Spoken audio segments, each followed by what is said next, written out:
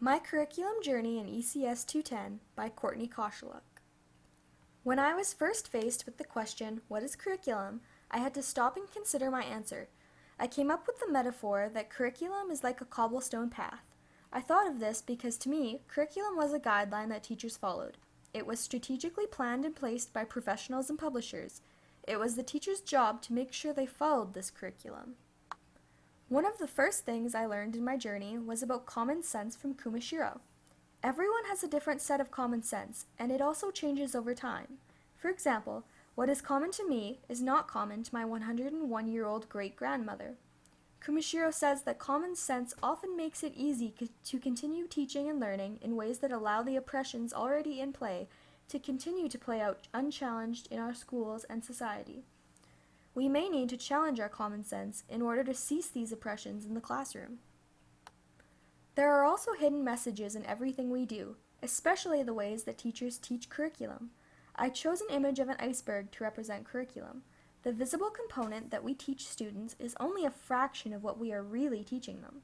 Sometimes it is what we do not teach, or the hidden messages behind what we teach, that is the real lesson to our students. We have these hidden messages in our teachings and curriculum because of partial knowledge or troubling knowledge.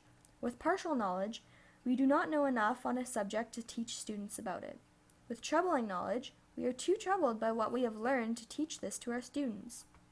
As teachers, we need to try and eliminate these hidden messages in our teaching. As long as the sun shines, the grass grows, and the rivers flow, we are all treaty people. This is very true, and it is because of this that treaty education needs to be incorporated into the curriculum and classroom every day.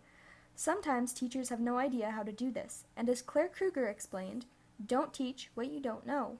If you do not know how to teach treaty education, seek out an elder from your area and see if they are willing to help you. Reach out to other teachers and see what they have done to include this into their classrooms. Teachers need to stop saying, I wish I knew how to teach treaty education, and start saying, I will try.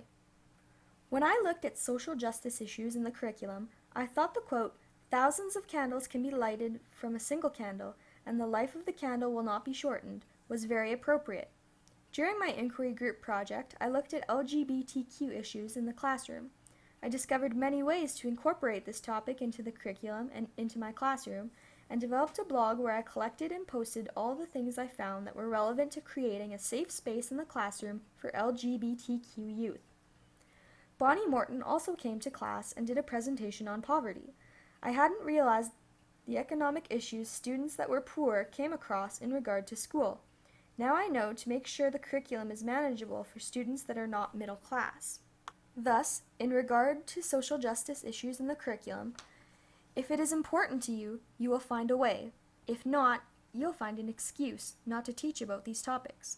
But teachers need to teach these topics to create a socially just society for everyone and stop creating excuses to not do this. With technology becoming more and more prevalent in the classroom, as teachers, we don't have a choice on whether we do social media. The question is how well we do it.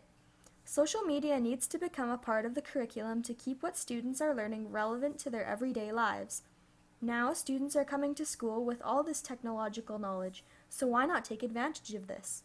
Also, technology and social media can help to extend teachers' personal learning networks. Now, teachers can share their knowledge with the world. Standardized testing also came up in my discovery of what curriculum was.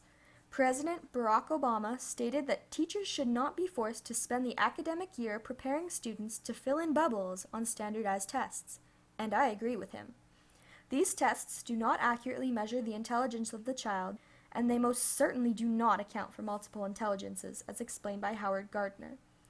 A quote from the New Teacher book also reflects my beliefs. I was not overly concerned about how students would do on the test, but wondered how this stressful experience would affect the confidence of several students who didn't have a lot of self-esteem to lose. Technology has made finding facts a very easy thing for children to do, so teachers need to switch from teaching to test and teaching facts to becoming facilitators of their students' knowledge. I care more about the people my students become than the scores on the tests they take. I will know my students, and I will know when they have mastered an area of learning better than any test can ever measure. So when I look back at what I first thought curriculum was, I know now that it is very different. It is planned and set by professionals and publishers, but it is also so much more than that. Curriculum is what you make it, and you can add things to it to make it your own and unique and what you believe in. This is why I chose an image of a flower. Teachers are the flowers. They can make the curriculum, or cobblestone path, look different and add personality to make the path of education meaningful and relevant to all their students. My curriculum journey does not end here. I will continue to expand my knowledge on this topic throughout my career. My journey has just begun. Thank you for watching!